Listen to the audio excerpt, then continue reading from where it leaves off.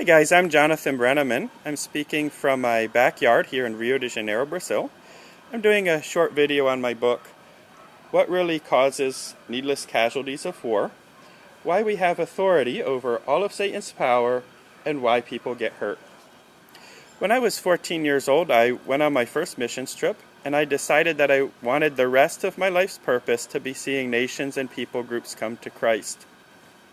So I began to read everything that I could about spiritual warfare, about revival, and about prayer.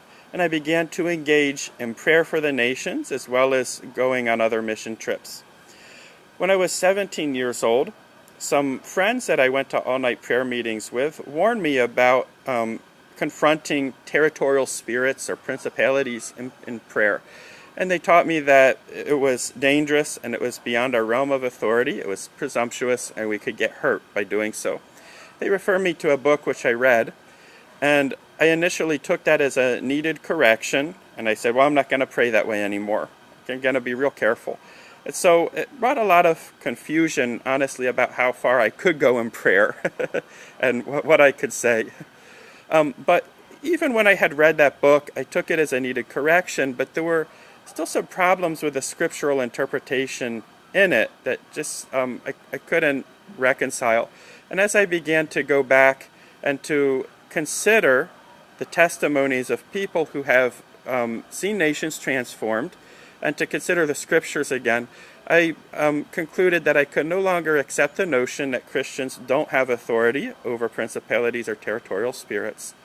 And it took probably more than 10 years, but I also began to understand what some of the real reasons were that people do get hurt in spiritual warfare. So I believe that there was a real problem, but it was misdiagnosed. Now, that's what I've shared in my book. I've shared a very strong case that we have authority over all the power of the enemy, both from Scripture and from the stories of many people who have seen territorial and regional transformation and who've been actually attacked by territorial spirits and come out victorious.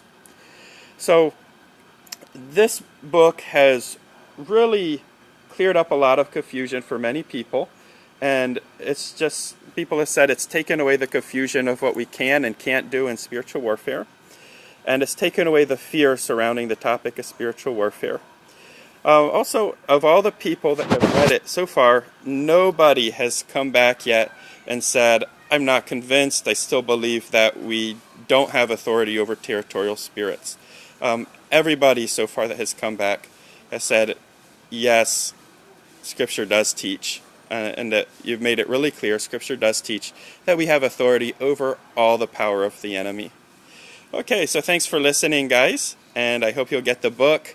God bless you all, and until next time.